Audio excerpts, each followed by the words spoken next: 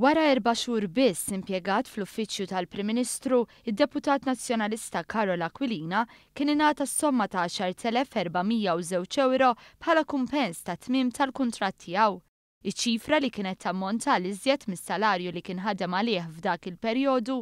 ingħatat b'riżultat li kien twaqqaflu l-kuntratt wara li nbidel il-Prim Ministru u minflok Edifen Akadami kien daħal Lawrence Gonzi. Jirriżulta minn mistoqsija parlamentari li Aquilina kien ingaġġat l darbiet fl-uffiċċju tal-Prim Ministru bħala uffiċjal ta' fiduċja, waqt li jirriżulta lil One News li f'dawn l-ingaġġi dejjem kien imbuttat minn ħadd ħlief Richard Kakija Karwana, dak iż-żmien kap tas segretarjat privat tal-istess Fen Akadami u sussegwentament bħala rappreżentant permanenti ewlieni ta' Malta fi Brussell minn barra strateġist ewlieni tal-Partit Nazzjonalista.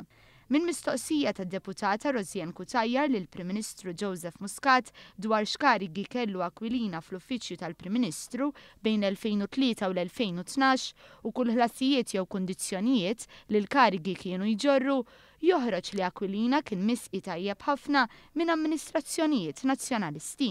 Fil-fatt, fit-12 ta' Novembru 2003, Aquilina ġie ingaġġat fih dan l-uffiċċju tal-Prim Ministru bħala Person of Trust fir-rwol ta' Projects Coordinator b'salarju ta' skala 6, allowance ta' 20% ta' skala 7, car allowance ta' 1,864 euro u telephone allowance ta' 524 euro, madwar 35,000 euro fil-valur tal-lum.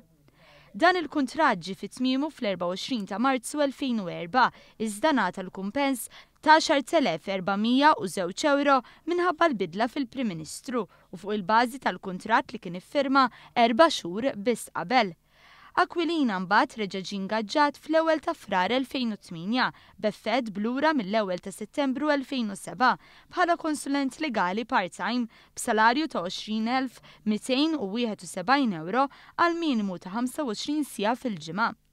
Fl-10 ta' Diċembru 2012, eżatt dakinhar li l-Gvern ta' Gonzi tilef vot kruċjali fil-Parlament fuq il-budget u kien sforzat imura l-elezzjoni ġenerali, Aquilina firma kuntratt ġdid mal-uffiċċju tal-Prim Ministru aktarx bl-istess salarju. Din id-darba iżda ddaħlet klawżola partikolari li tagħtih id-dritt tal-kumpens b'seħħ lura mill-2007 f'każ ta' bidla fil-Gvern u jew fil-Prim Ministru.